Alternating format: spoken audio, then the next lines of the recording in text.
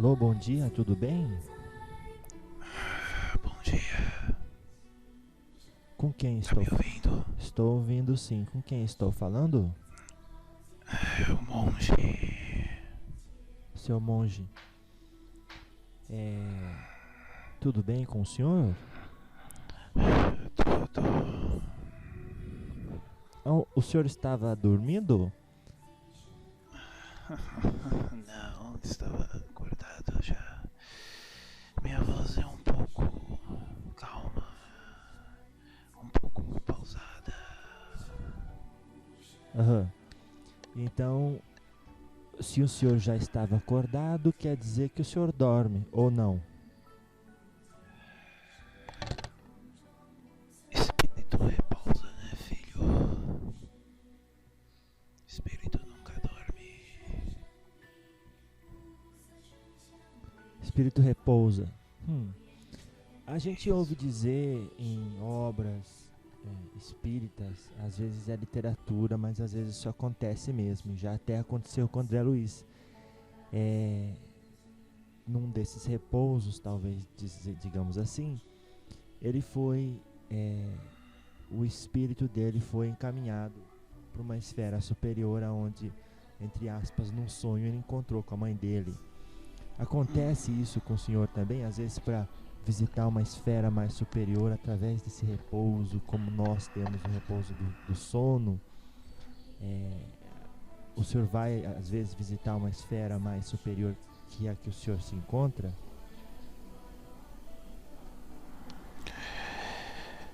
Às vezes sim, às vezes não, filho.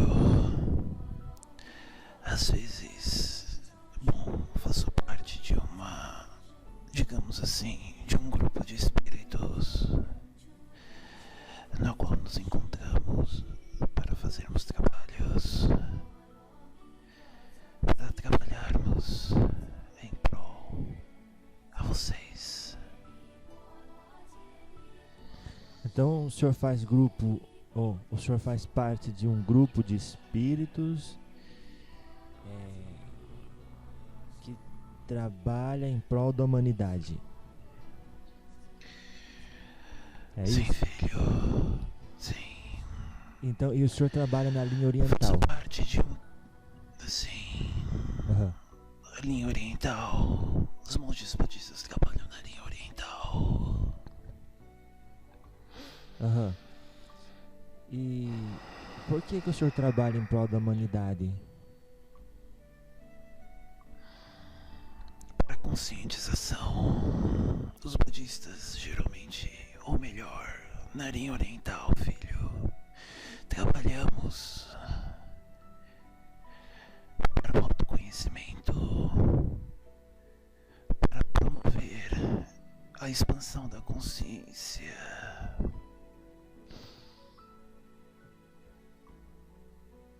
Tá. Então, se é para promover a expansão da consciência, quer dizer que ela ainda não está expandida, não é mesmo? Não, filho, boa parte da humanidade não tem a consciência expandida ainda. E a melhor forma de expandi-la é o autoconhecimento. O autoconhecimento. Agora, esse auto é com L ou com U? Com o. Entendi. Conhecer a si mesmo, né? Sim. Agora, o senhor se apresenta como monge. Seria porque na sua última encarnação o senhor, por acaso, tenha sido um monge?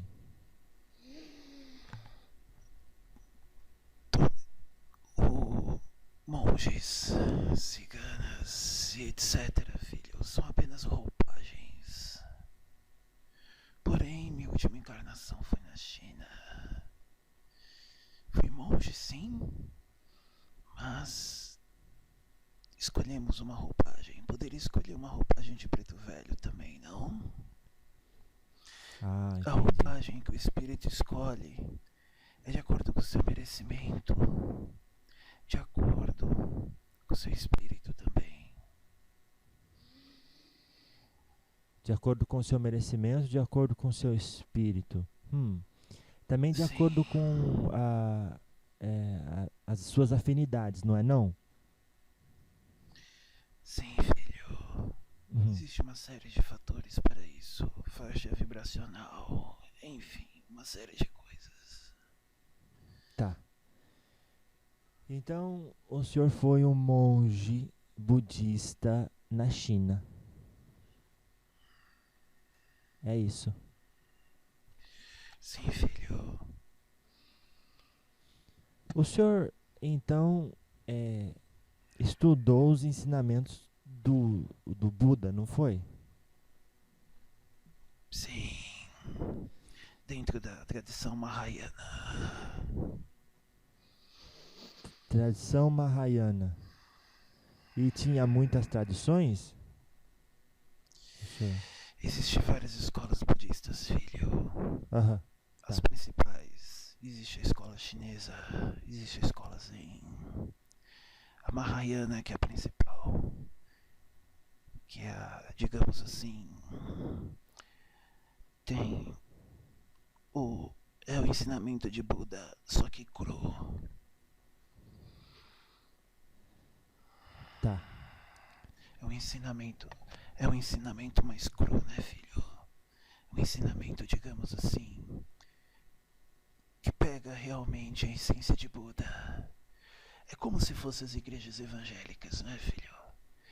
Cada um cria uma interpretação distinta. Ah, entendi.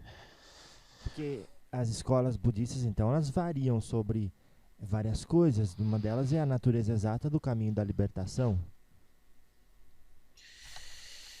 Na verdade, o caminho de Buda é o caminho da libertação. Aham. Digamos assim, filho, que Buda é um modelo para todo homem seguir.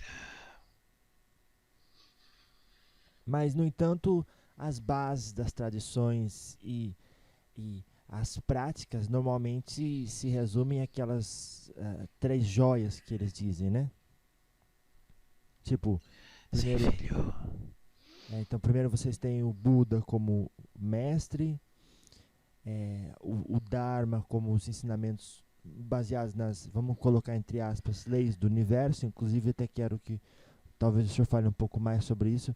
E depois também tem a ideia do Sangha, né, que é a comunidade budista. Então essas seriam as três joias ou três tesouros. Perfeitamente. Isso dentro de um budismo, digamos assim, institucional. Ah, Porque a essência do ensinamento budista, filho, ah, é é as principais, as quatro leis principais. Que seriam as quatro nobres verdades, né, filho? Que é toda a raiz do sofrimento. Você descobrir qual é a raiz do seu sofrimento. ah, tá. Bom, eu quero chegar lá também. Mas a gente então estava falando sobre a ideia de que vocês, como espírito ou espíritos, podem escolher se comunicar com a gente de diferentes formas, porque isso aí do lado de vocês é bastante maleável, né? Vocês podem Sim, isso, vocês podem mudar não só a aparência do perispírito, mas também assumir a identidade que você teve em determinada encarnação. sim. Às vezes existem espíritos, filho, que lembram que eram escravos. Uhum. Então eles acabam vestindo uma roupagem de preto velho. Outros acabam tendo afinidades com outras linhas. Então eles vestem a roupagem daquela linha. Então, Basicamente é isso, filho. antes da gente até avançar aqui, eu queria fazer uma comparação, porque a gente vê que o budismo é uma religião e filosofia não teísta, não é assim? Sim, filho. Mas o não teísta é para não complicar a situação, digamos assim. Ah, Quando falamos de Deus, filho, muitas pessoas acabam travando, digamos assim. acabam Então, travando? Ah, acabou, digamos assim, como posso explicar, como dizem aqui na Terra, filho, ah, ah, não acabam entendendo algumas coisas. aham. Digamos assim que a mente de vocês é muito limitada para poder entender determinados aspectos espirituais. Porém, muitas pessoas acabam escolhendo o budismo ou os ensinamentos de Buda para tornar as coisas mais práticas. Porque o ensinamento de Buda, assim como qualquer ensinamento de qualquer mestre espiritual, filho, possui um fundamento prático. Certo. Por exemplo, os ensinamentos de Jesus, filho, qual é a parte prática dele? É da lei da caridade, né? Você. Ah, cara, Ah, a caridade que segundo. amar o outro, não é, filho? Isso. Amar o outro também é uma parte prática e nem sempre é fácil. Como é que você pode amar uma pessoa que você não conhece e está sentada do lado de você? Entendendo a Não é unidade. fácil praticar. Não é. Sim. Não é. Assim como tem uma parte de Mateus, filho, que Jesus chega para um moço rico e o moço pergunta, ou melhor, o moço afirma: já me desapeguei, pai, já me desapeguei de quase tudo, o que falta mais para segui-lo? Jesus responde: e os seus irmãos e sua mãe? Para me seguir você precisa deixá-los. O rapaz chora e vai embora. Significa o quê? Ele olha para um dos discípulos e fala: tá vendo?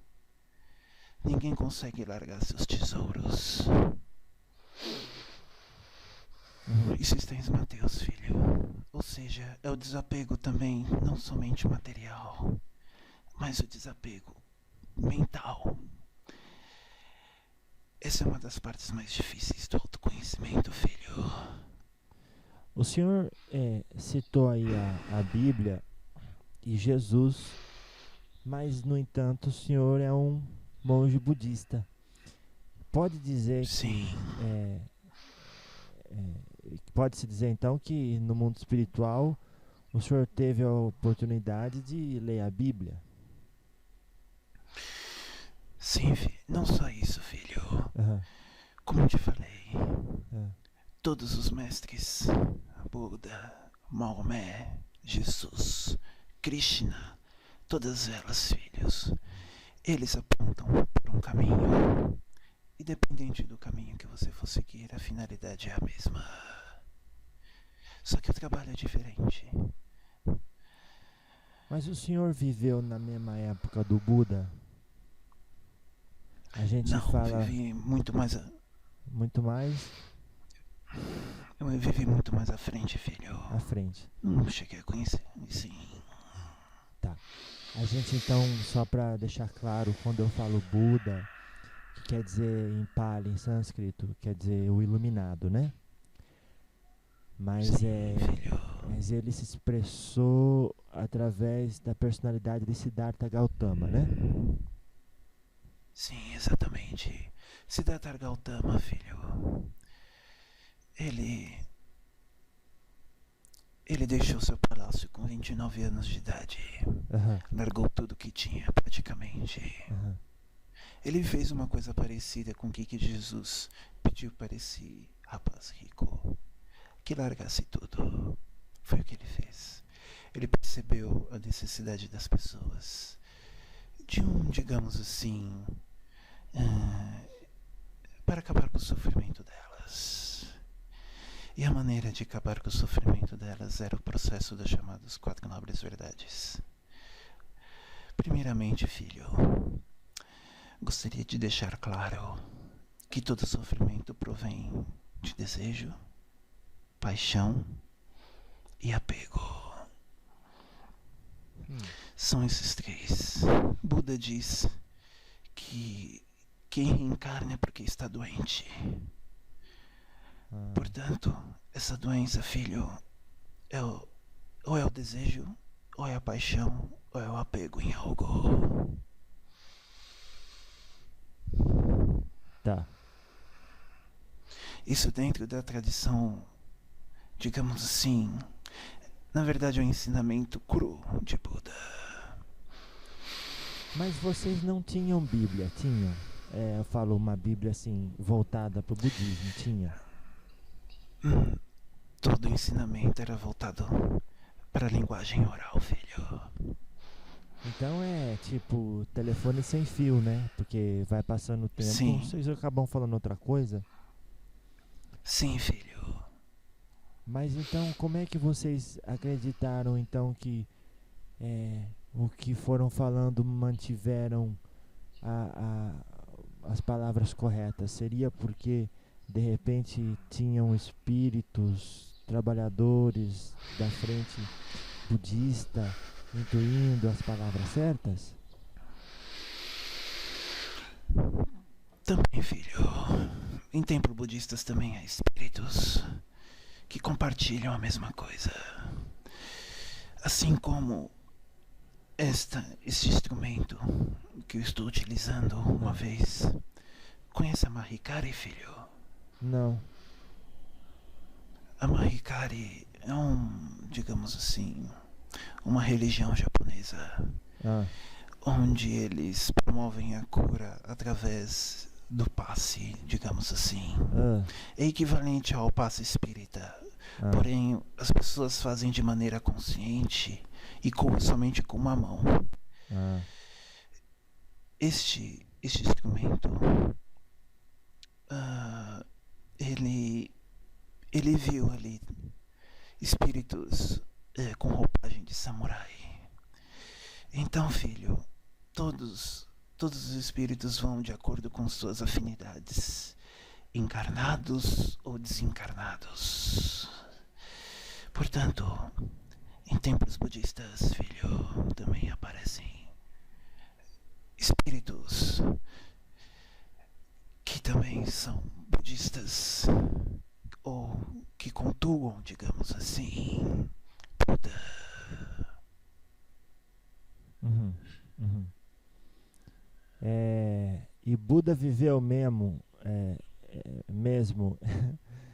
e é verdade que ele viveu e desenvolveu seus ensinamentos lá no Nordeste do subcontinente indiano? Sim, o que hoje é considerado Nepal, né? Uhum. E isso foi então entre os séculos.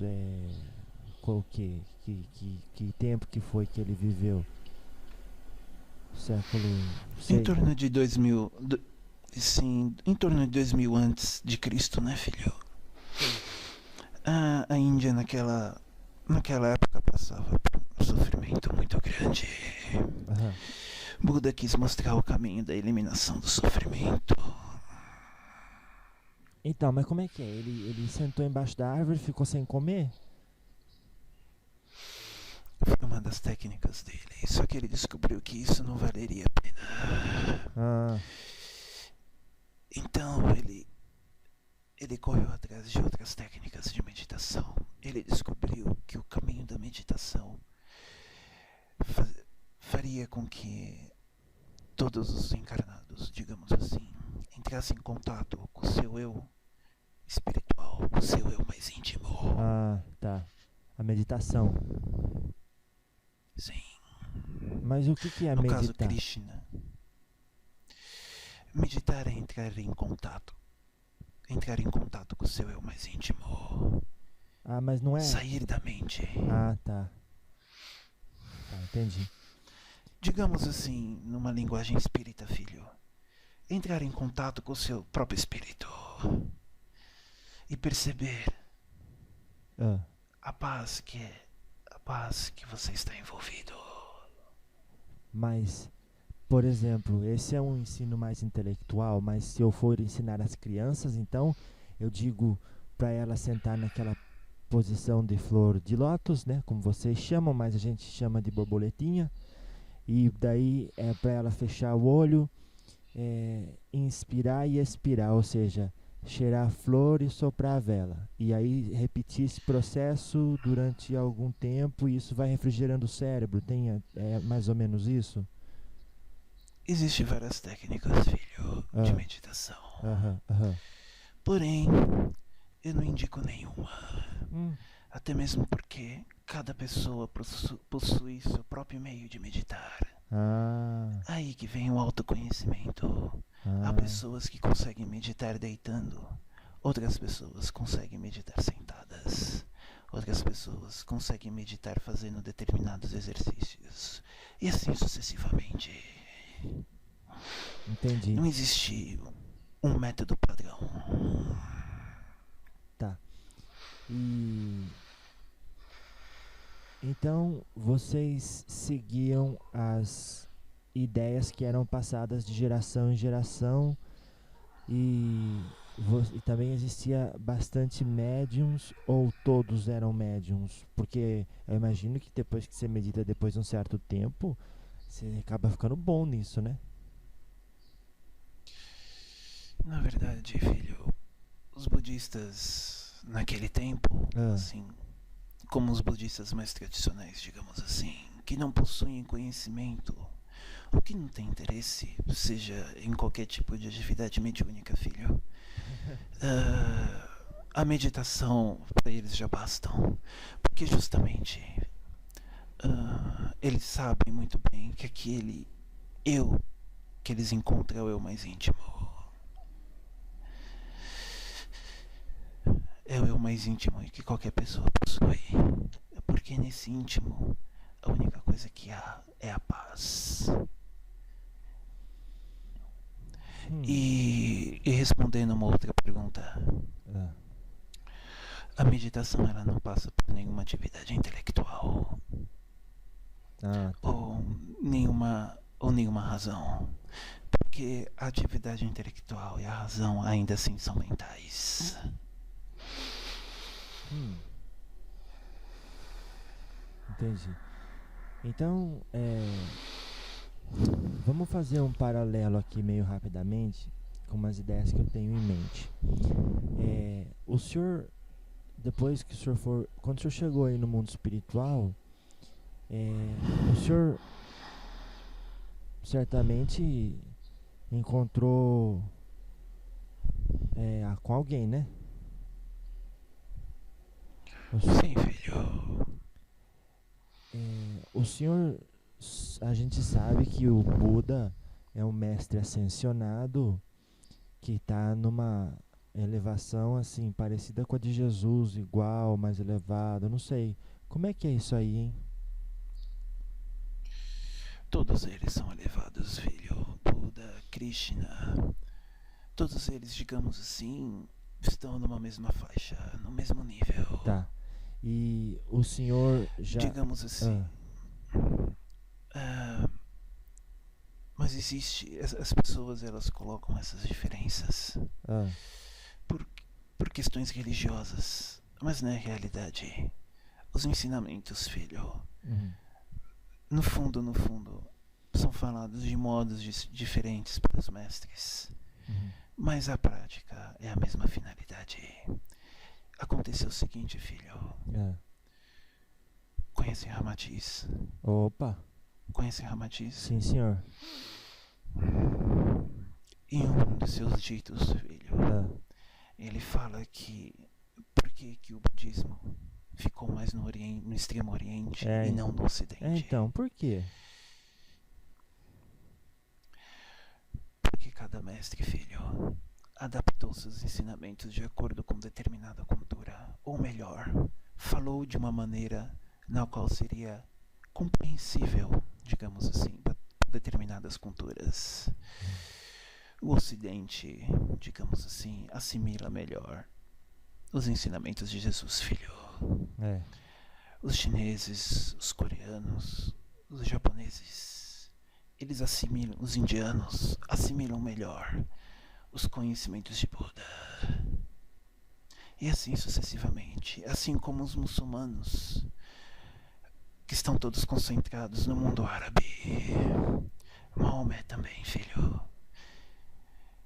Porém, sabemos muito bem que em qualquer parte, filho, tanto Jesus quanto Buda ou quanto Maomé ou qualquer outro mestre, filho, muitas vezes não são bem aceitos, né?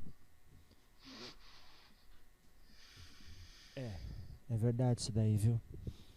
Então, Se Jesus fosse viver neste momento, seria crucificado novamente. rapidinho. Olha,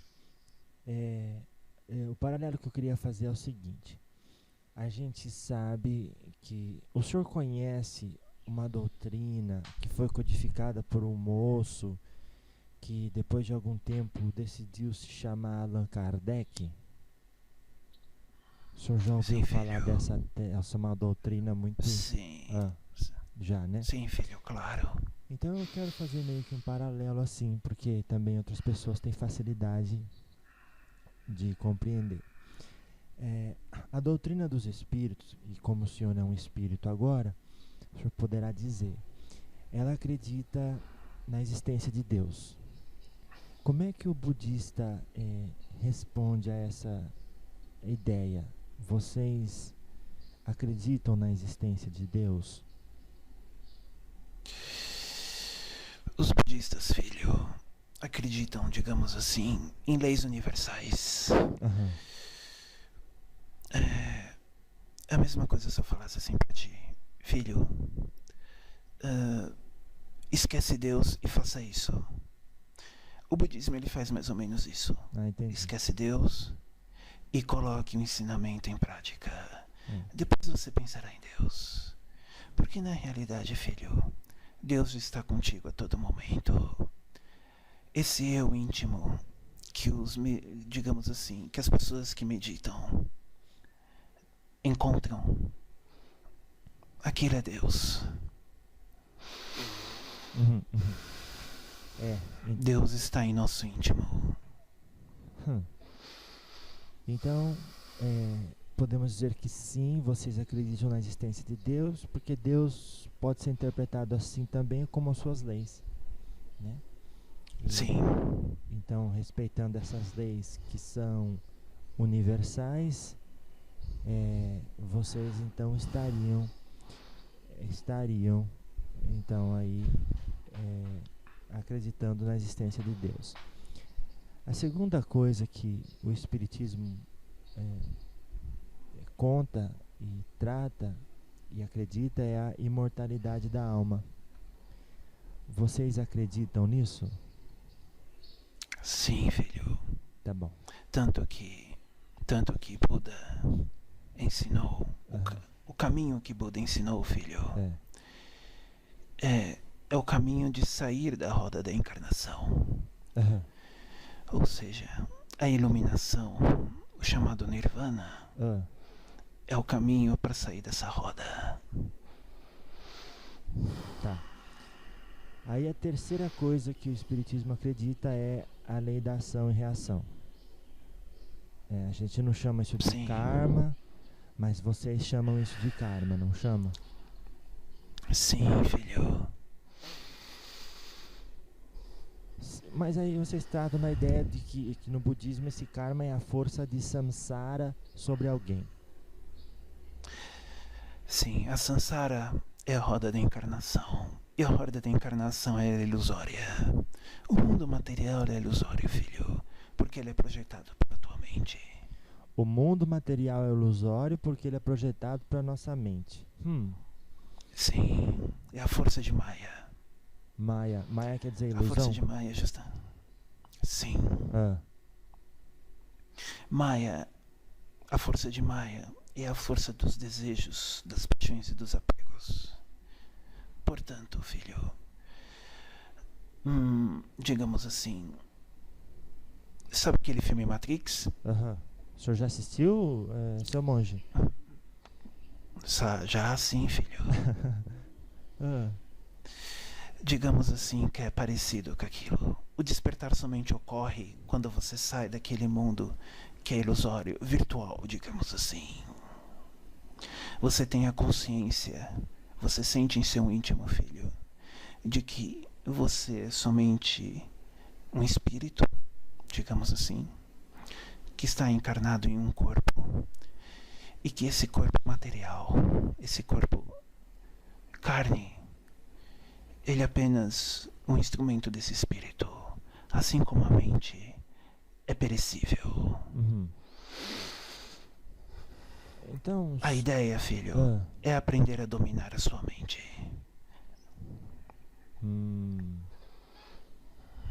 Aprender a dominar a mente. Tá. Então, temos então aí as boas ações e as ações ruins que geram, entre aspas, sementes na mente que virão a aflorar nessa vida ou em um renascimento subsequente. Sim, filho. Tá. E essa então é outro paralelo com o espiritismo, que acredita na reencarnação. Quando a gente fala a imortalidade da alma e a reencarnação, obviamente são duas coisas diferentes, o senhor não concorda? Porque tem gente que acredita que o espírito é imortal, mas ele nunca reencarna. É preciso reencarnar, não é, seu monge? Tem pessoas que não precisam mais reencarnar, filho. Neste planeta já está ocorrendo isso. Pessoas que já finalizaram ou estão finalizando o seu processo dentro da vida humana. Sim, mas a reencarnação é uma lei, não é verdade? Para poder evoluir. Sim, é uma lei. Tá certo. É necessário passar por ela.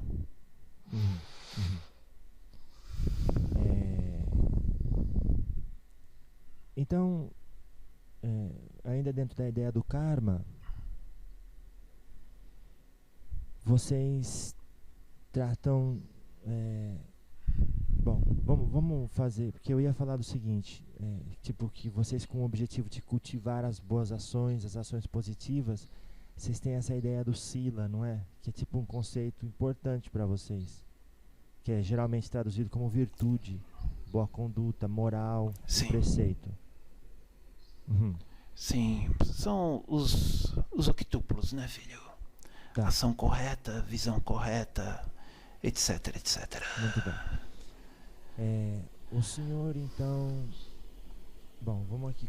Então, a gente trata da reencarnação como uma lei. A outra coisa que e vocês também acreditam nisso. A outra coisa que o espiritismo acredita e ensina é sobre a comunicabilidade dos espíritos. Como é que o budismo vê isso? Bom, o budismo acredita no espírito, filho. Acredita. Porém, na comunicabilidade... ela não faz essa comunicabilidade. Não faz declaradamente, né? Mas vocês dizem que tem médiums no... obviamente. E se tem médiums... É por intuição, né, filho? Intuição. Mas não tinha nenhum... intuitivo. Mas não tinha nenhum... Ô, seu monge, não tinha nenhum... um budista que via espírito lá no templo de vocês, que conversar, devia ter, não? Tem sim, filho. Tem sim. Então, o senhor se lembra de alguma situação onde, enquanto o senhor estava encarnado, alguém se comunicava com o espírito, ou através da visão, da conversa, da intuição? Eu lembro de pouca coisa, filho. Muito pouco. Tá bom. Faz muito tempo que encarnei, então lembro quase nada praticamente. Quando você ascensiona, ou melhor dizendo, quando você não reencarna mais, a tendência é de você esquecer a sua vida carnal. De esquecer que um dia você foi carne. Mas então o senhor virou um mestre ascensionado? Não necessariamente, filho. Digamos assim, que saí da roda da encarnação. Ah, nesse planeta, né? Porque tem outros planetas, né? Sim, filho. Muito mais evoluídos que este. Sem dúvidas. Assim como existem piores também. Tá. Então o senhor agora está aí meio que fazendo uma cerinha, mas logo logo o senhor vai já para um planeta melhor. Isso só Deus, filho. Digamos que só Deus, só o universo. Tá bom, então. Então vocês ficam aí no período entre vidas, aguardando o momento oportuno que as leis então vão, entre aspas, constranger vocês a tomar um caminho ou outro. Sim, filho. Tá certo. Então tá. Então aí a próxima coisa que o Espiritismo trata, além desse de acreditar na comunicabilidade dos espíritos, é a fé raciocinada. Vocês, os budistas, têm uma grande fé naquilo que eles estão fazendo, nas leis e sobretudo, que as ideias que passaram para eles sobre Siddhartha Gautama é verdade, não é assim? Sim, filho. Digamos assim que essa razão, você citou a razão. Isso. Essa razão é utilizada não para, digamos assim, para fundamentações teóricas ou para ciência, nada disso. Essa razão, esse raciocínio, filho, é utilizado para você descobrir seus mecanismos, descobrir como você funciona, entendi. seus condicionamentos. Tá certo. Isso é necessário, filho, até mesmo para crescer, inclusive na meditação, digamos assim.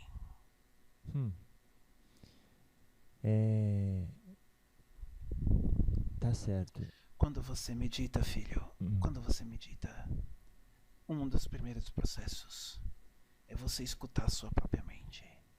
Ela é tão barulhenta, mas tão barulhenta, filho, que às vezes é, digamos assim, tentador voltar a ela, estar com ela. E a meditação te afasta da sua própria mente. Entendi. E é aí que começa o contato com o eu íntimo. Contato Mas com isso o é eu só um íntimo. dos métodos. Sim. Mas isso é só um dos métodos. A meditação é somente um dos processos. Existem vários processos para entrar em contato com esse eu íntimo. Tá.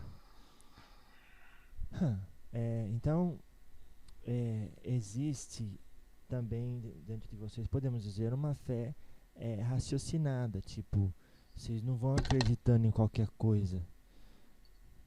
Você fala, ai que bonito, vou acreditar nisso. Não, eu vou acreditar nisso usando o meu raciocínio inicialmente para adaptar como eu me sinto, como é que não é. Ou é assim, não é? Vocês não vão acreditando. O senhor não foi budista só porque nasceu de mãe budista, foi assim? Porque tem gente que não é assim. Filho. Cada um tem sua história, né, filho? Claro. Com religião, com espiritualidade, cada um possui um processo distinto.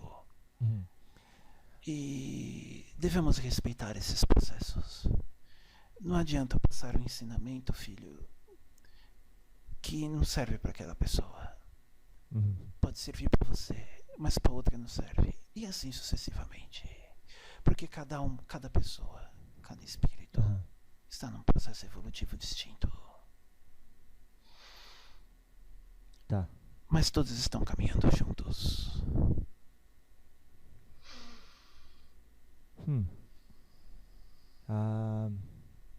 Tá bom, então.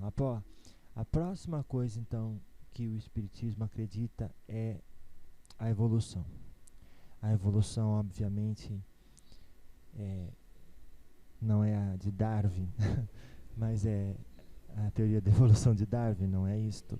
Mas é a evolução do espírito, onde ele começa ignorante e através do processo reencarnatório, a sucessão de vidas, ele vai criando um cabedal intelectual e moral para poder plantear então vidas em planetas melhores, para aquisição de maior e maior conhecimento, e dessa forma ele vai se evoluindo do ser mais simples até o arcanjo. Vocês acreditam também na lei da evolução nesse sentido?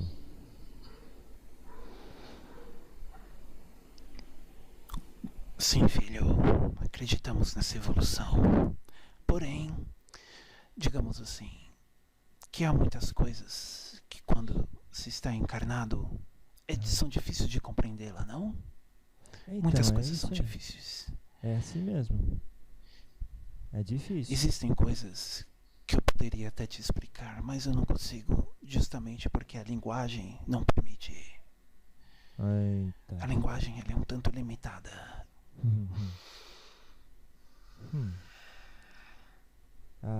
Bom, a gente sabe que de acordo com o budismo, cada renascimento ocorre dentro de um dos 6 reinos, né? Que de acordo com os nossos reinos de desejos, podendo variar assim de acordo com as escolas, né? Então, às vezes tem algumas variações em escola budista.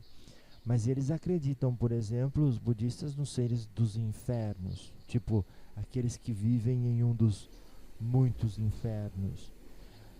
O senhor lembra pouco da sua vida, mas o senhor acreditava nisso no inferno quando o senhor estava encarnado? E agora, depois que o senhor desencarnou, como é que o senhor vê isso? Filho, uma coisa que o budismo mostra, ou melhor, que Buda mostra, não o budismo. Eu separo os dois termos, o que é Buda e o que é budismo. Budismo é instituição. Buda é a figura de Buda e seus ensinamentos. Digamos assim que o inferno, filho, o inferno é você. O inferno é a própria mente, é o próprio ego. Tá. A representação do inferno, principalmente no cristianismo, filho, pode ser também interpretada dessa forma. Ou seja, o inferno é seu, digamos assim, seu ego. Entendi. Bom, esse é o primeiro reino. O segundo reino que eles tratam chama Preta. O senhor já ouviu falar desse termo? É um termo em sânscrito, não é, filho? E agora, não vou saber responder. Mas o Preta é o reino de seres que padecem de necessidade sem alívio. Eu imagino que o espiritismo ia chamar isso de umbral, porque lá tem sofrimento, lá onde constrói o remorso, tem fome, sede, nudez, tem miséria e os sintomas de doenças também, né, que são mentais, mas é equivalente, filho. Isso. São equivalentes. Tá. Assim como em Krishna, filho, ela fala do mundo dos devas. Isso. Esse mundo dos devas seria equivalente a esse umbral, digamos assim. Traduzindo numa linguagem espírita. Tá. E então daí o terceiro reino é de animais. Tipo, eles dizem, os budistas, de certa forma, é um espaço de divisão com os humanos, mas considerado como outra vida. Vocês, a própria metempsicose de Pitágoras trata disso. Vocês acreditavam ou acreditam, por acaso, na reencarnação do espírito em animais? No budismo, eles ensinam isso, né, filho? Eu digo o espírito de humano. Que um dia você também, sim, que em sua trajetória reencarnatória você já foi um animal também. Entendi, mas depois que você passou pro reino nominal, você não volta mais a encarnar como um animal, né? Não, filho. Tá. E isso é o que o senhor aprendeu aí depois de morto? Ou é o ensinamento do budismo? Morto eu digo desencarnado. Algumas escolas, algumas Existem instituições budistas que acabam ensinando isso. Outras não, outras vão para um lado mais prático. Existem outras que também vão para o lado da, digamos assim, fascinação. Porém, bom, filho, pode falar, filho. Então, o quarto reino que trata onde o renascimento ocorre é o Deva, que segundo o budista é comparado ao paraíso. Então tem isso também no budismo. Tem, filho. Tá. É chamada cosmogonia budista. Então. Depois vem os semideuses, que a gente entende que é variavelmente traduzido como divindades humildes. Então, se traduz em demônios, titãs e antideuses. E aí eles dizem que esse reino em particular não é muito reconhecido por escolas como a tal da Theravada e a Mahayana. Então o senhor é da Mahayana, né? Sim. Então o senhor não reconhecia essa história de semideuses, divindades humildes e tudo, né? Não sei se você reparou, filho. Senhor.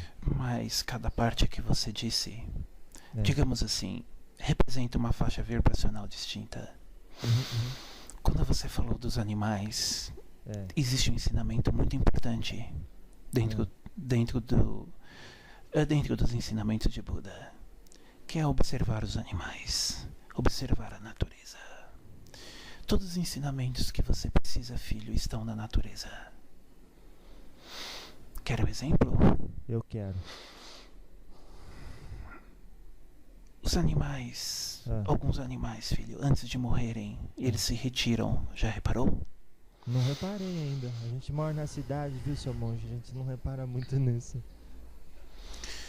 Existem determinados animais que antes de morrer se retiram de sua comunidade ou de seu ambiente, justamente para se desfazer de qualquer tipo de contato, digamos assim, exterior. Por quê? Digamos assim, para promover um desencarne sem qualquer tipo de apego ou sem qualquer tipo de sofrimento. Os animais, eles possuem essa consciência. Que legal. Então, o senhor... Bom, daí o sexto reino é os seres humanos, né? Que é um dos reinos de renascimento em que é possível atingir o Nirvana.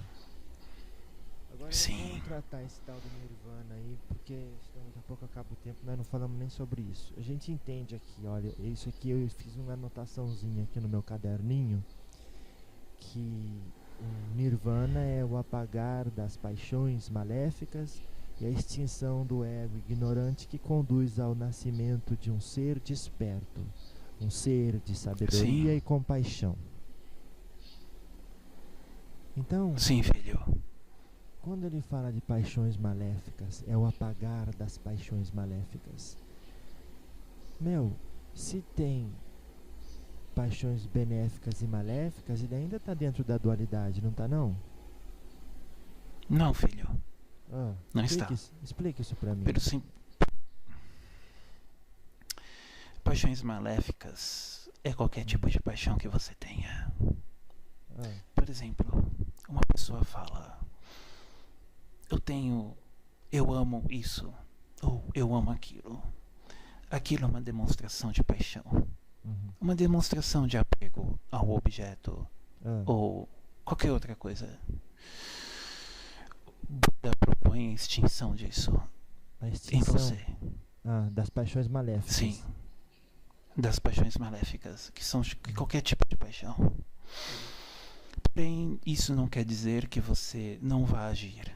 Sua ação é muito diferente daquilo que você sente.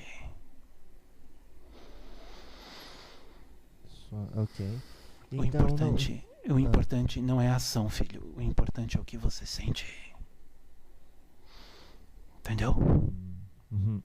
Entendi. Então, Não existe então paixão benéfica. Não, filho. Porque se existe paixão, ela é maléfica. Sempre maléfica. Como que vocês definem essa história de paixão, hein? Agora eu fico me perguntando. Como vocês definem paixão? No budismo definimos paixão por apego. Por entrar em contato, ou melhor, por apego mesmo, filho. Não colocaria em outra palavra. Então, para vocês são 3 coisas, né? O desejo, a paixão e o apego, que deve ser trabalhado para você poder sair, então, dessa roda da pressão que faz essa roda de samsara, da reencarnação. Sim, filho. Tá. Da força de Maya. Você se livrar da força de Maya. Eu quero tratar dessas 4 verdades rapidamente, mas antes de chegar lá, um outro paralelo com o Espiritismo que eu quero perguntar. Tem até 2, mas o último eu já até sei que não é. Mas esse penúltimo é o seguinte. A gente acredita na pluralidade dos mundos habitados. Um budista acredita nisso, ou seja, a alma evolui e ela então faz o seu estágio em planetas mais elevados, daí a existência de extraterrestres, entre aspas, né? Só são seres mais evoluídos que habitam em outros planetas. E então vocês, os budistas, acreditam na pluralidade dos mundos habitados? Sim, filho, acreditamos. Tanto que, mais ou menos, filho, final do ano passado, alguma coisa desse gênero, mais ou menos na China ou na Mongólia, não me recordo muito bem, budistas falaram que os seres aqui na Terra teriam ajuda extraterrestre, digamos assim, de outros seres, de outras faixas vibracionais ou muito diferente delas. Você percebe muito bem que ultimamente, filho, nos meios, digamos assim, mediúnicos, está sendo mais comum, inclusive, médiuns receberem espíritos que nunca encarnaram na Terra. Então, eles se apresentam como extraterrestre. Sim, filho. Tá. Mas um espírito que nunca encarnou na Terra, um anjo já seria um extraterrestre. É que a nossa visão é limitada, né, seu monge? Sim, filho. Eu falo seu monge porque eu não perguntei o nome do senhor. Até eu falando com o médium antes, ele falou que o senhor normalmente prefere não tratar muito desses assuntos. É porque o senhor esqueceu o nome ou porque o senhor não gosta de falar mesmo? Ou não faz diferença? Não faz diferença pra mim, filho. O importante é o ensinamento. Entendi. Bom, e a última então, o último ponto que eu queria fazer um paralelo com o Espiritismo é que o Espiritismo acredita na moral do Cristo. Ou seja, o Evangelho de Jesus é muito importante para nós, os espíritas, tanto encarnado quanto desencarnado. É a forma de alcançar esse nirvana. Mas vocês acreditam na moral do Buda, né? Nos ensinamentos do Buda, no lugar do Cristo. Então pelo que eu vi e conversei com o senhor, a única diferença que tem então o budismo, obviamente tem várias diferenças de conteúdo ritualístico, né, da prática, mas eu digo assim, nesses tópicos que eu citei, a única diferença seria então que no budismo vocês respeitam a moral do Buda, enquanto os espíritas respeitam a moral do Cristo. Mais ou menos isso, não é não? Sim, filho, a única diferença é, digamos assim, aceitar o ensinamento do mestre. Os espíritas, os cristãos, digamos assim, aceitam, obviamente, os ensinamentos de Cristo. Os, Claro. os budistas, o ensinamento de Buda. Os hinduístas, os ensinamentos de Krishna. E assim sucessivamente. Tá. Olha, vamos falar dessas 4 verdades, nobres verdades, rapidamente. O senhor, a primeira verdade é aquela, né, que a vida como conhecemos, ela é finalmente levada ao sofrimento ou ao mal-estar, que vocês chamam de dukkha, né? De uma forma ou de Sim, outra. filho. Então, vida É o é primeiro. sofrimento. Vida é sofrimento. Sim, filho. Às vezes as pessoas não têm consciência de que estão sofrendo, mas estão. Mas aqui existe uma certa felicidade, se bem que os espíritos ensinam que a felicidade não é deste mundo, vivemos uma felicidade relativa. Quando vocês falam sofrimento, obviamente quando uma pessoa está sorrindo e dançando e feliz, ela não está sofrendo. O senhor pode explicar um pouco a sutilidade dessa palavra, como vocês interpretam? Digamos assim, filho, que o budismo, ele não se encaixa nem no, digamos assim, vamos colocar 2 termos para ficar mais prático. Vamos. O alegre e o triste, certo?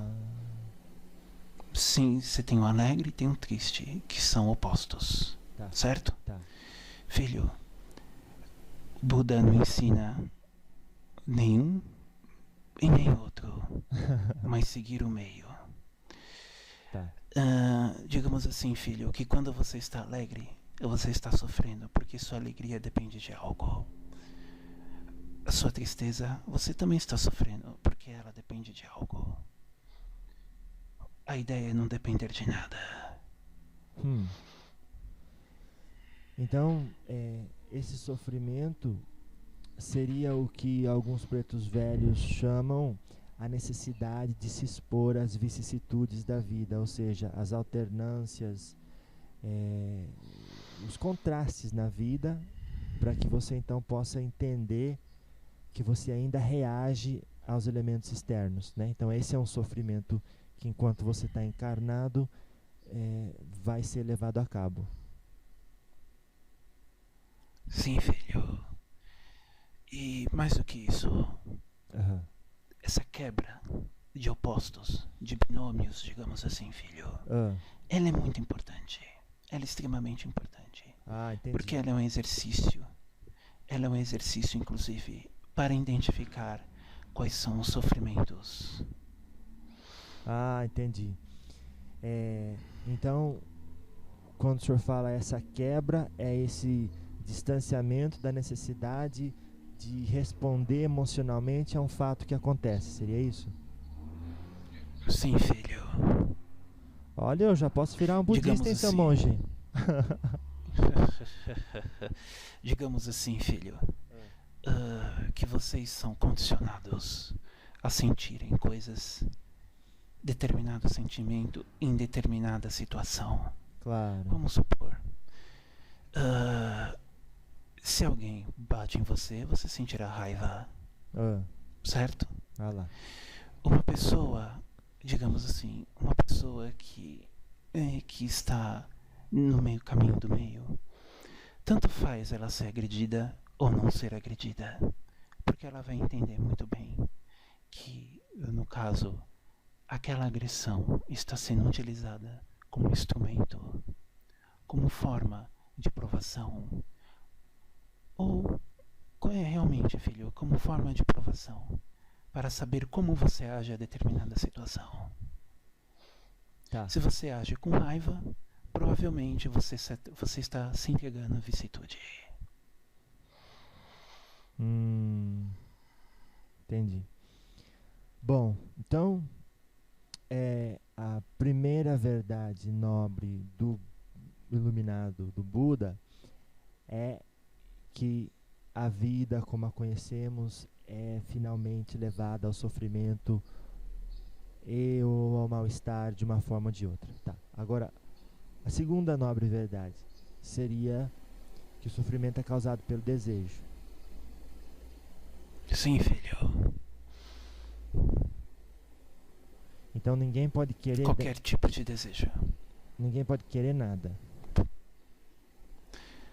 Você Seria pode isso? querer, até mesmo porque não desejar é impossível. Ah, O desejo é intrínseco, entendi. até mesmo ao biológico. Porém, Ah, filho, digamos assim, você acaba criando uma certa indiferença àquilo que você deseja. Se você, vamos supor, deseja comprar um carro, você consegue, vai lá, compra o carro. Se você não consegue comprar o carro.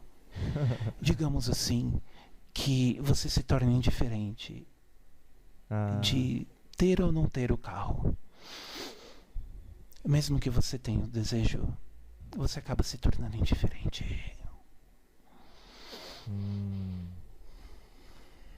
entendi.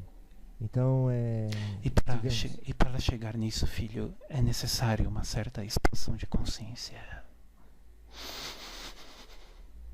Então esse desejo então é como um engano que a pessoa tem e fica agarrada a um certo sentimento de existência, de individualidade, que são produtos desse condicionamento social. Mais do que isso, filho, existem espíritos que desejam reencarnar justamente porque desejam viver. Até o desejo de viver é um desejo digamos assim, está atrelado à paixão, que é a paixão de Ah, viver. ah, e aí já se conhece o nível de elevação daquele espírito. Ele Sim, sofre a filho. pressão da roda de samsara. Sim, Entendi. é uma luta constante. É uma luta que não termina. Então, o Que é uma terceiro. luta consigo mesmo. Aham, aham. Então, a terceira nobre verdade é que o sofrimento acaba quando termina o desejo. Sim, filho. Daí ele ensina que isso é conseguido através da eliminação da ilusão, né? Que o senhor falou que é Maya. Então é assim Sim, que a gente então alcança um estado de libertação do iluminado. sim. Mas ainda nesse estágio, ainda não se chegou ao Nirvana. Não, Porque tá. essas não se chegou ainda. Aham, aham. Por Aí quê? você só está indicando, filho, As verdades. digamos assim, não, o sofrimento. Tá. Isso é um processo de você indicar quais são os seus sofrimentos. Não adianta nada você alcançar o Nirvana e continuar a desejar. Ah, tá. Mas não tem como alcançar o Nirvana e ainda desejar, né? Se você alcançou o Nirvana, é porque você já passou por isso, né?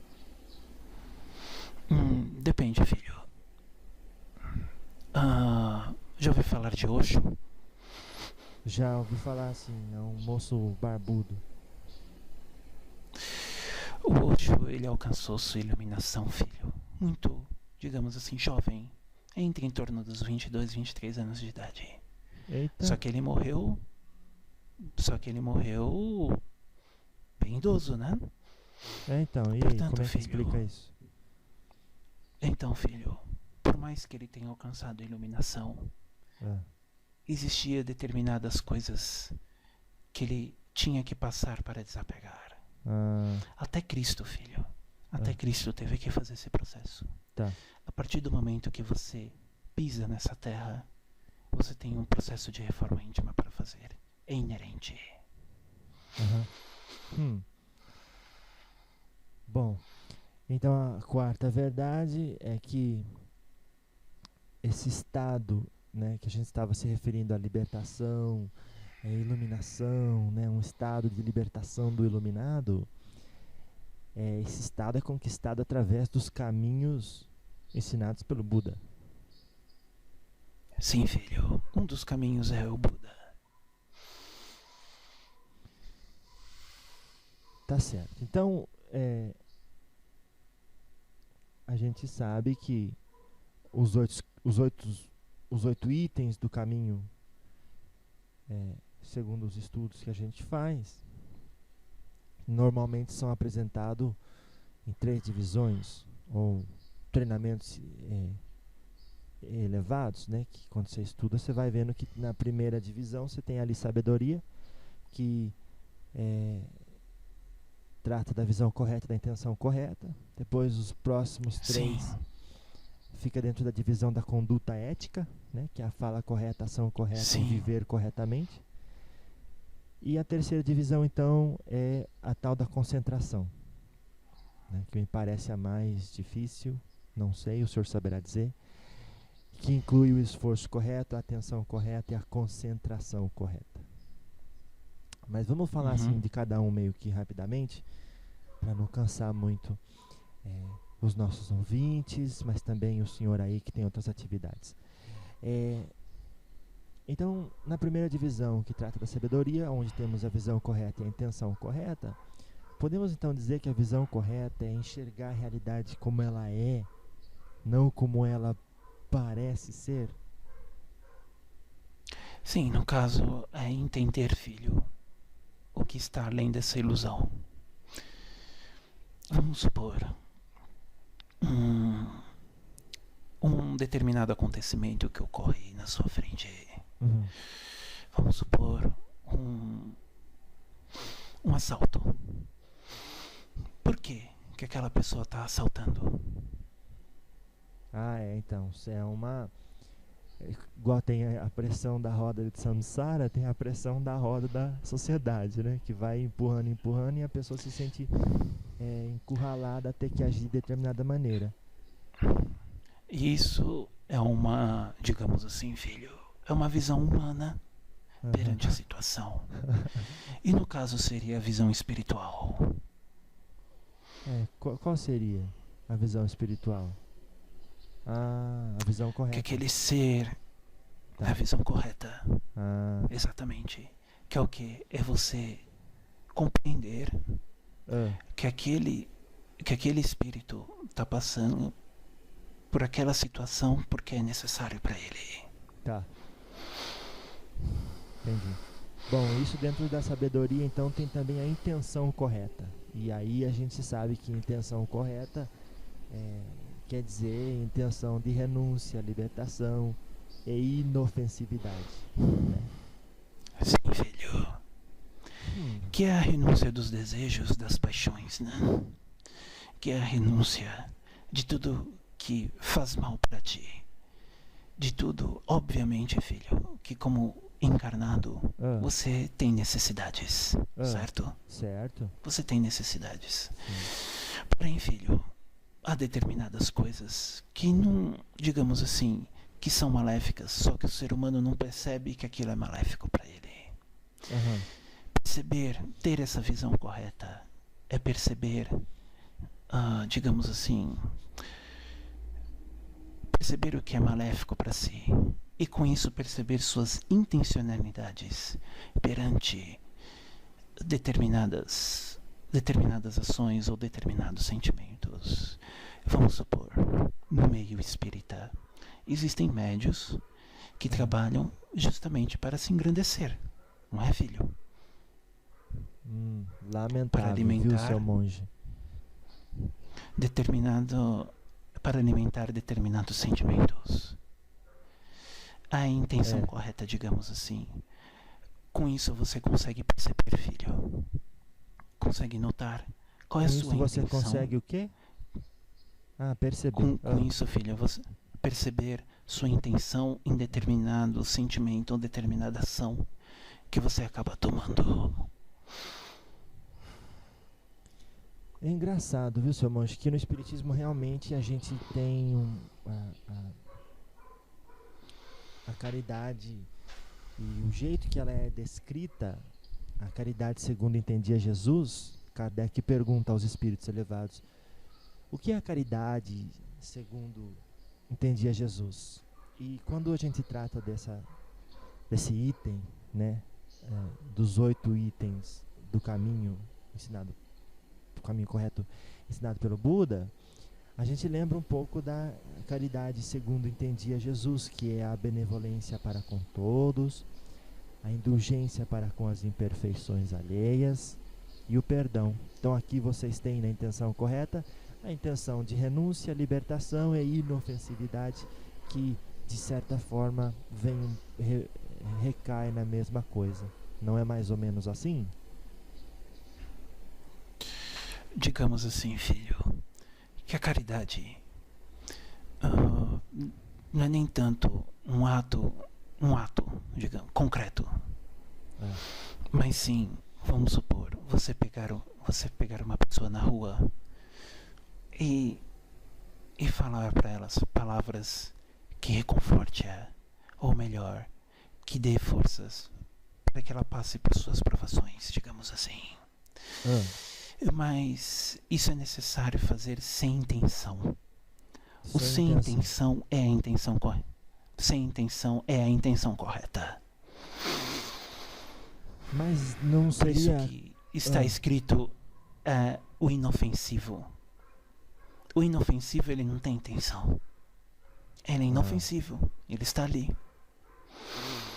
Entendeu, filho? Sim, mas daí então parece que a intenção correta também não é a intenção de fazer o mal e também não é a intenção de fazer o bem. Exatamente. É a neutralidade perante a situação. Sim. Interessante, esse Buda era inteligente, hein? Eita, mas também ele passou bastante tempo meditando, né? Sim, filho. Foi necessário. Foi o processo dele, digamos assim. Tá. Então, a visão correta e a intenção correta são os dois primeiros itens dentro da divisão de sabedoria. Daí a próxima divisão, como eu citei, é a conduta ética, que trata da fala correta, da ação correta e de viver corretamente. Então, a fala correta, o terceiro item, significa então falar de forma verdadeira e não agressiva, seria isso? Sim, filho. Aprender a colocar as palavras. Aprender que as palavras possuem vibrações, possuem força, porque são sons. Os sutras e os mantras. Porque são o quê? O centro dos sutras e dos mantras é justamente essa fala, porque a fala, a voz, ela possui uma vibração. Essa vibração, filho, qualquer que diferença tem sutra e mantra? Pode continuar. Toda a oração que você faz, independente se for um Pai Nosso, um sutra, um mantra, qualquer uma, é uma vibração. É uma vibração pela fala, pelo som. Tá certo, então. Então, falar de forma verdadeira e não agressiva. Quer dizer, nunca mentir, né? Exatamente. Ser sempre verdadeiro com os outros e consigo mesmo. Se for necessário xingar, filho, xinga. Viu, mas o pai Joaquim de Angola, ele ensina que não se deve ser hipócrita. Seria mais ou menos isso, né? A fala correta, né? Sim, filho, sim. O pai Joaquim de Aruanda também ensina isso, mas ele diz diferente. Ele fala: você não precisa ser hipócrita.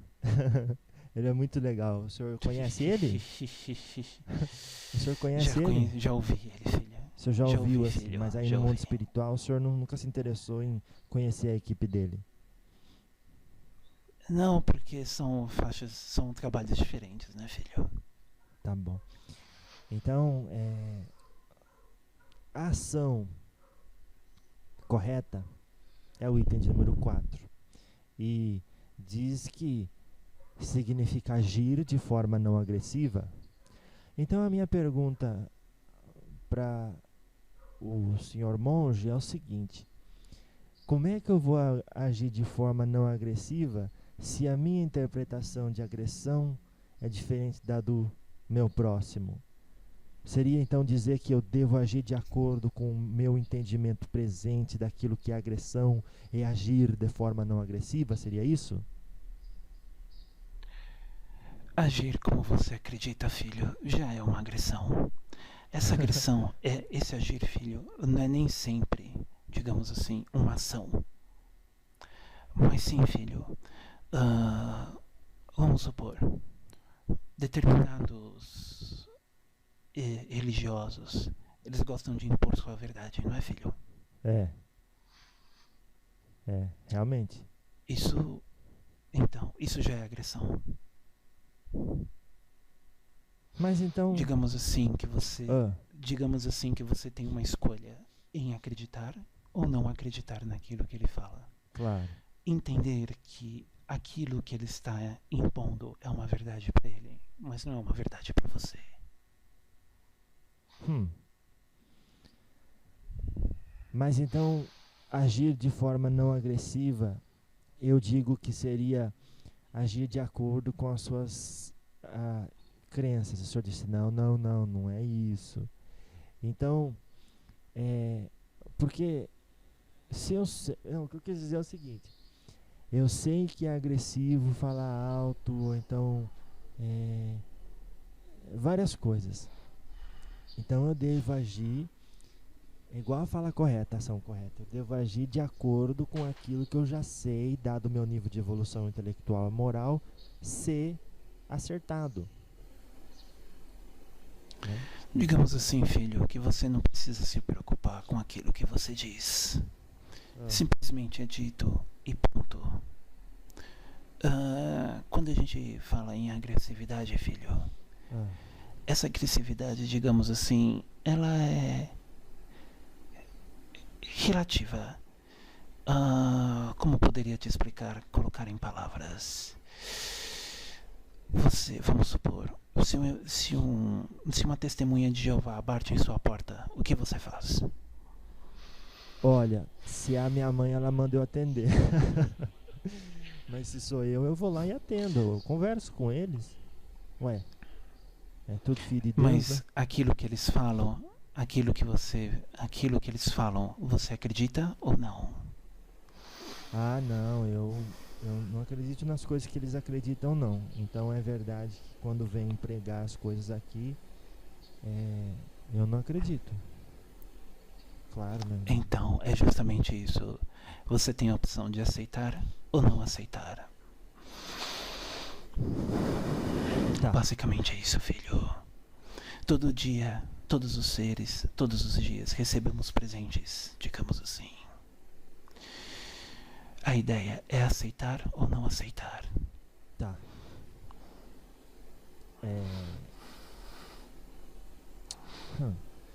Você Então, viver, só um parênteses, filho. Você viver de uma maneira que não está de acordo com sua verdade é uma agressividade também. então. Consigo. Mas isso. Daí. Portanto, seja sim. Portanto, digo a todos, sempre sejam verdadeiros. Ação correta, então, é agir de forma não agressiva. Olha, Sim. ao longo do tempo aqui no Ocidente, a gente teve um filósofo, não sei se o senhor já ouviu falar aí do mundo espiritual, que chama Immanuel Kant. E ele trata do que ele chama, a sua ética tem como conceito esse sistema que chama imperativo categórico. O senhor já ouviu falar disso aí no mundo espiritual? Não, filho. Então, quando o senhor fala o budismo fala de ação correta, é isso que me vem à mente. Ele trata de 3 coisas, que a primeira é a lei universal, a segunda é o fim em si mesmo, e a terceira é o legislador universal. Então ele fala assim, lei universal. Você tem que agir como se a máxima da sua ação devesse tornar-se, através da sua vontade, uma lei universal. Então, tá bom, vou fazer isso, eu vou fazer isso se eu concordar que eu estiver de acordo que todo mundo faça. Essa é a primeira. Depois o senhor vai me falar se tem alguma coisa a ver com a ação a ação correta, que é agir. E engraçado que a quinta da conduta ética fala também do viver corretamente, viver de forma não agressiva, né? Então tem a ver com isso também, né? Que o senhor falou, viver de forma não agressiva. Se você tem a ação correta, você já vive de forma... digamos assim, filho, que a ação correta... você fará uma coisa, as pessoas... A partir do momento que você larga seu individualismo, as ações é sempre pró ao outro. Sempre é pró ao coletivo, nunca ao individual. O ego propõe ações individuais, acreditar no individual. O espírito, por estar conectado, digamos assim, ao universo, portanto, ele tende a ter ações em prol ao coletivo. Tá. Então, tem a ação correta, que é agir de forma não agressiva e viver corretamente. Então, a gente fez um paralelo com Kant na ação correta, que trata da lei universal, né? Como, de agir como se todo mundo... E aí, esse segundo, então, seu monge, aqui, o quinto item, então, dos 8 itens do caminho do Buda, é esse de viver corretamente, que é viver de forma não agressiva. Parece que é cabível esse paralelo também, que o Kant fala no seu imperativo categórico 2, sobre o fim em si mesmo. Ele fala assim, para você agir de tal forma que você use a humanidade, né, tanto na sua pessoa como na pessoa de qualquer outro, sempre ao mesmo tempo como fim e nunca simplesmente como meio. Então, como o senhor explicaria, se seria válido esse paralelo, esse tal do viver corretamente? Que diferença tem entre viver corretamente e ação correta? Um fala sobre agir de forma não agressiva, né? E o outro fala viver de forma não agressiva. O senhor pode explicar um pouco esse viver corretamente? Digamos assim, filho, que viver corretamente é viver sem hipocrisia, viver sem seu individualismo, viver conectado ao universal, perceber, filho, que você é um ser universal, que é um ser que está conectado com outras pessoas, que você não é diferente de ninguém, que todos são de uma mesma natureza. Me parece que vários dos ensinamentos filosóficos que temos hoje tiveram, indireta ou diretamente, uma semente nesses ensinamentos do Buda também, né?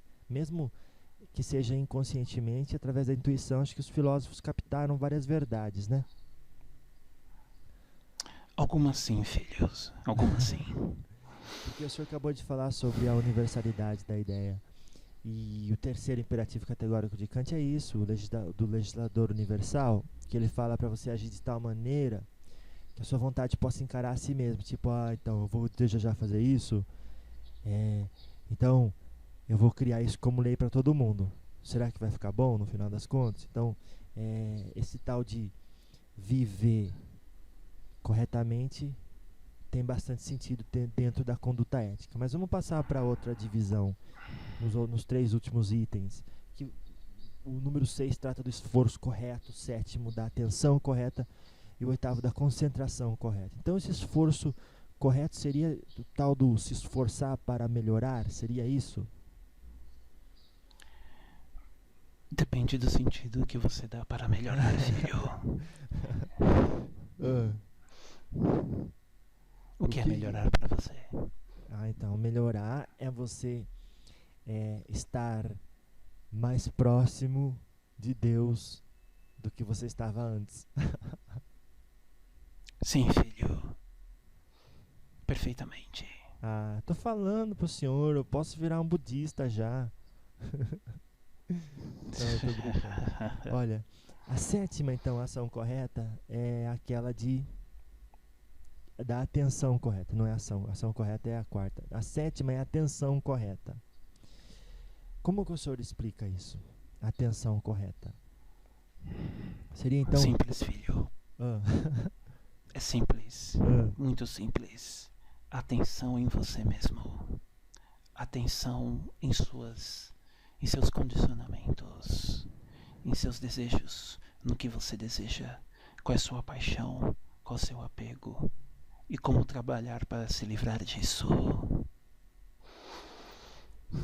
Então seria mais ou menos estar atento para você poder ver as coisas com a consciência clara, né? Igual o senhor falou. É fácil ver nos outros, né, filho? É fácil ver nos outros, é difícil ver em si mesmo. Então quer dizer, você tem que estar consciente da realidade presente dentro de si mesmo, é isso? Sem Sim, qualquer filho. desejo ou aversão. É como se a gente Na verdade, dissesse... você tem que descobrir. Fala. É o autoconhecimento, né, filho? Com o, tá. E seria então igual a gente começou a falar antes, né? A ideia do desapego,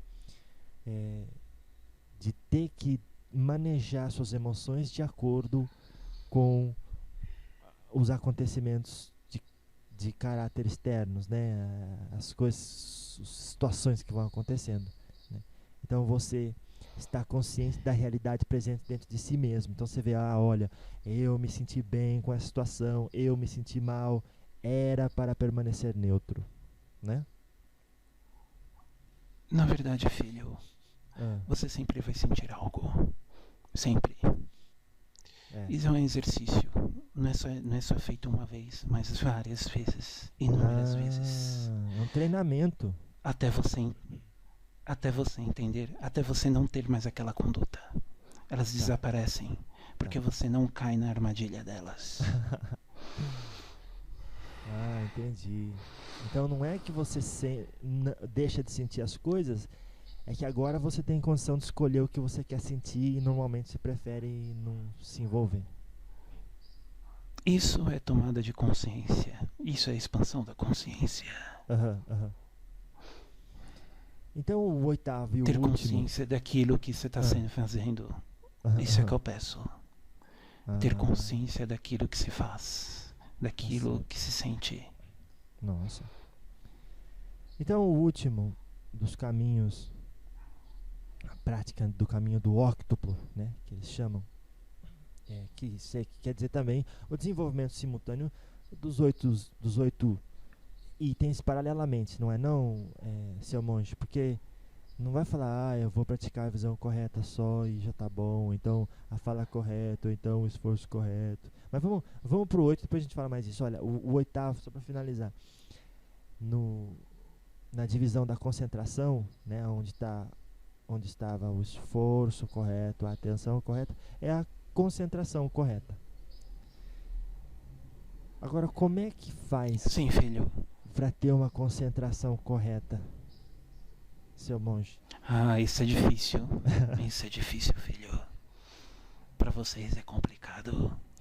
Porque primeiro, filho, a partir do momento que você tem uma visão de si, que você conhece seus mecanismos, digamos assim, é necessário ter uma concentração em si mesmo para perceber os seus sentimentos naquele momento. Naquele momento, vamos supor, como eu te falei, se alguém te agride, você sente raiva. É necessário estar concentrado para perceber não somente a sua ação anteriormente, como também, filho, você perceber o porquê que aquilo foi realizado como instrumentação para a sua vivência, para o seu aprendizado. Então a concentração correta seria a correta meditação e concentração. Mas Sim. O senhor pode expandir um pouco mais nesse item, que eu estou até vendo que o povo vai, igual eu mesmo, a concentração correta. quando a gente fala de concentrar... Colocarei em prática. Colocarei numa situação prática. Vamos ver então. Vai lá. Vamos supor. Você... Alguma pessoa... Vou colocar a mesma situação. A pessoa te agride. Vamos ver. Se você tem uma expansão de consciência maior, você sabe anteriormente como você reagirá. Você reagindo, ou melhor, você tendo essa consciência, você tem a concentração necessária para não reagir como você reagia antes. E entender que aquela situação é um instrumento de aprendizado para ti. Então no final esse daí é o item mais fácil, né? Como que a gente complica as coisas, não é, seu monge? Pois é, filho. Existem várias interpretações. Porque os egos... Sabe por que existem interpretações diferentes, filho? Por que existem interpretações diferentes? Fale pra mim, seu monge, fale. Os egos querem provar aquilo que eles acreditam uns aos outros. Entendi. Por isso que há guerras ideológicas, digamos assim. É a riqueza, então, que Jesus pediu para abandonar, deixar para trás. Exatamente. Essa riqueza não é somente uma riqueza material, mas ela é uma riqueza, digamos assim, imaterial, ou seja, mental. Entendi. Então a ideia do caminho do meio, que é um importante princípio orientador da prática budista, não é? O caminho do meio? Sim, filho, que é a quebra de binômios, como nós já discutimos. Então. E no fundo, então, seria essa, então, a prática do não extremismo, não é não? Tipo, um caminho de moderação, exatamente. E distância entre altos... Já ouviu falar dos seres equânimes? Seres equânimes, o senhor pode esclarecer? São espíritos que não sentem nem alegria e nem dor. Tristeza. Não sentem nem prazer e nem dor. Me parece que estes, então, são capazes de viver esta tal da felicidade verdadeira. Exatamente.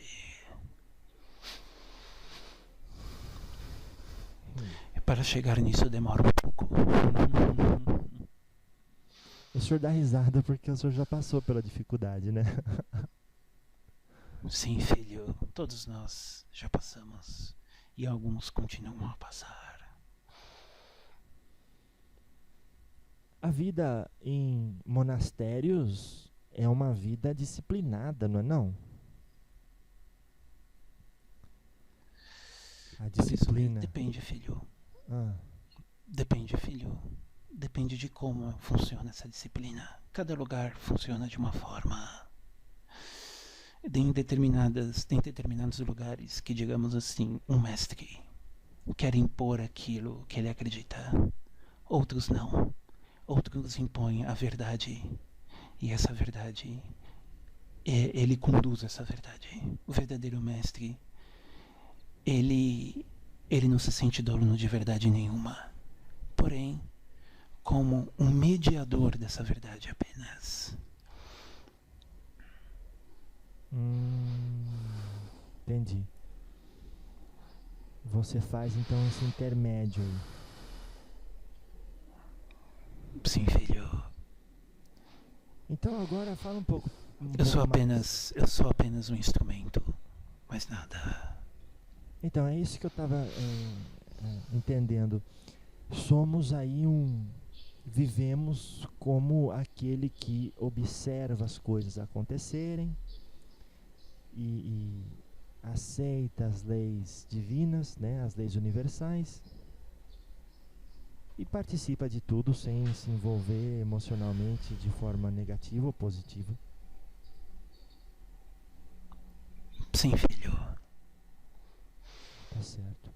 Então agora vamos partir um pouco assim da sua realidade como espírito.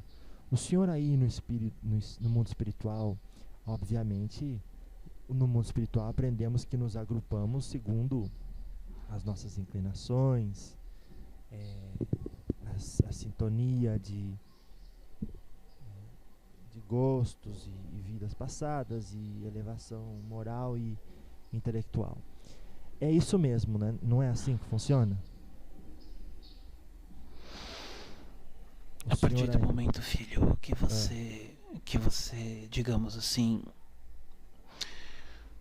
cultua o caminho do meio, você não cultiva nenhuma afinidade.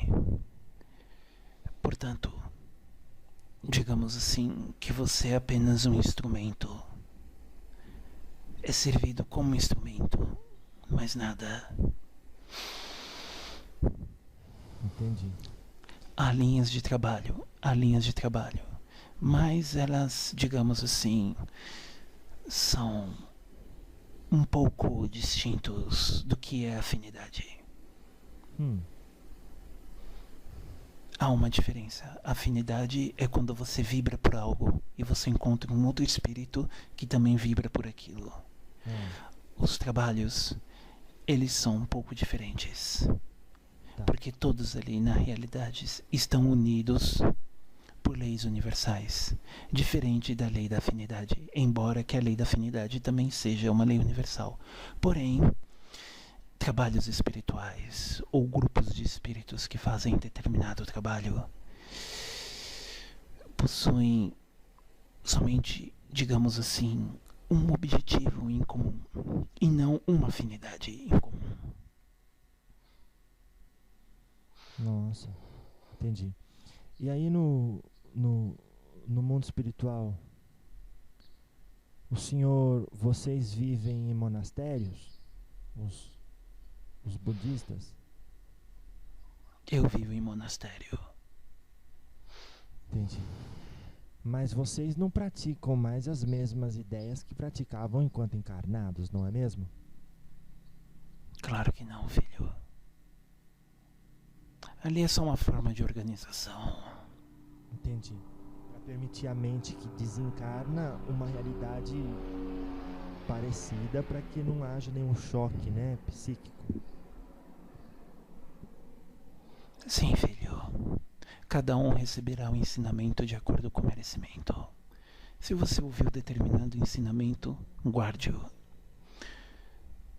Se você não ouviu, não ouviu. Por isso que tem determinados espíritos que chegam até certos ensinamentos e param. Porque aquilo para eles já é o suficiente. Entendi. Mas todos, assim, existe uma... Por exemplo, se o senhor está no monastério, o monastério fica dentro de algum lugar. Então, foi criada uma colônia específica para as pessoas que têm a mesma afinidade e habitam naquela colônia, não é assim? Não diria colônia. Como é que o senhor chama? Até mesmo porque, como eu te falei, é só uma espécie de organização. Não existe uma colônia como, por exemplo, o nosso lar. Penso que você esteja pensando mais ou menos nesse nível. Não. É um outro tipo de, digamos assim, poderia colocar a palavra comunidade, embora não consiga expressar o sentido. Entendi. Porque o senhor já está porque no nosso lar vão espíritos que ainda precisam reencarnar, né? É uma colônia de transição. Então o senhor já não precisa, obviamente, o senhor está num outro lugar. Sim. Digamos assim, filho, que são formas de organização, de trabalho espiritual aqui na Terra. Lembra quando o pai Joaquim disse que o nosso lar não existia? Ele falou, mas é para desconstrução de conhecimento, ele é sagaz. Sim, digamos assim, filho, que quando você desencarna, você se torna a mesma coisa. Você não muda. Seus pensamentos não mudam. Nada muda. Digamos assim, que sua vibração, o seu nível, digamos assim, de ilusão te leva para determinados lugares. Mas não necessariamente que esses lugares existam.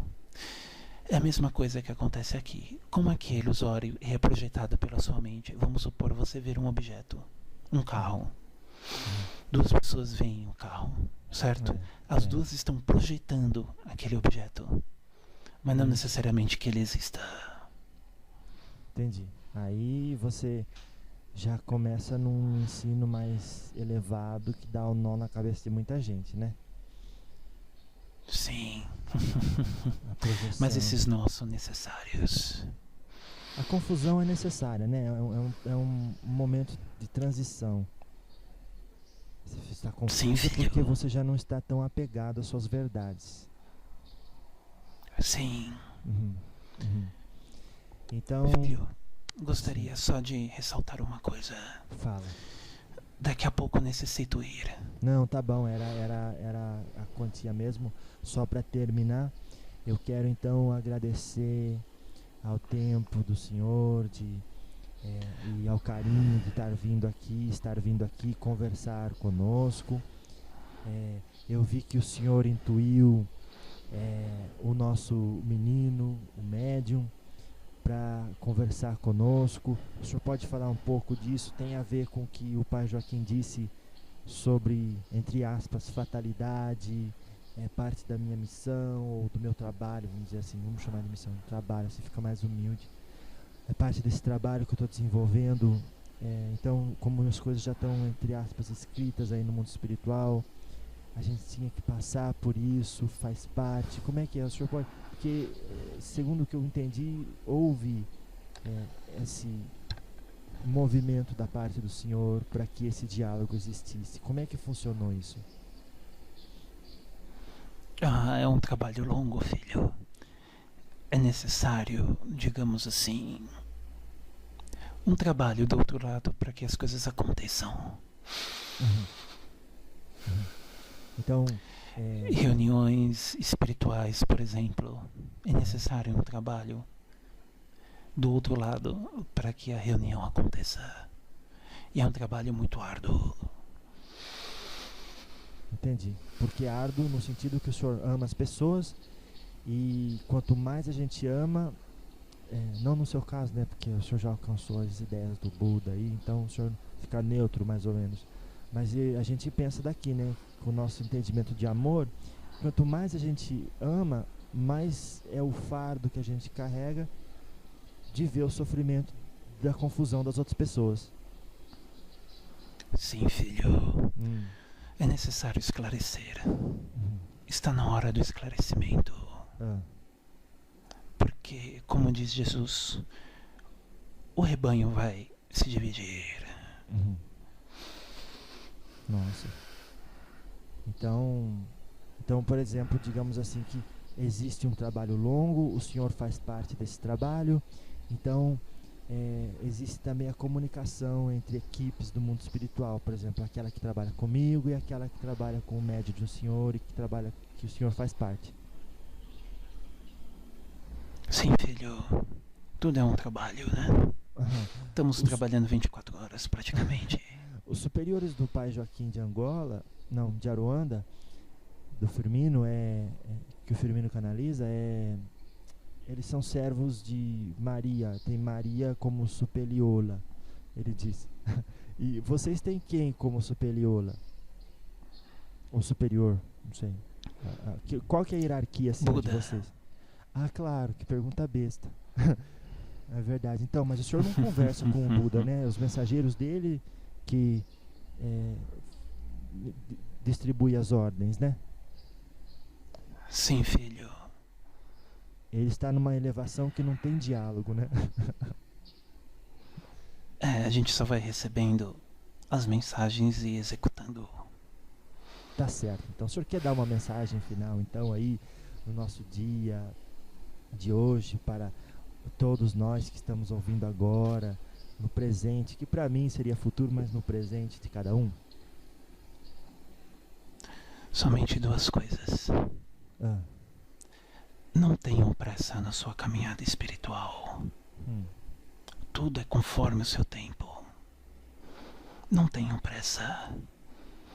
E acima de tudo, coloquem o autoconhecimento, a autoobservação como prática do dia a dia.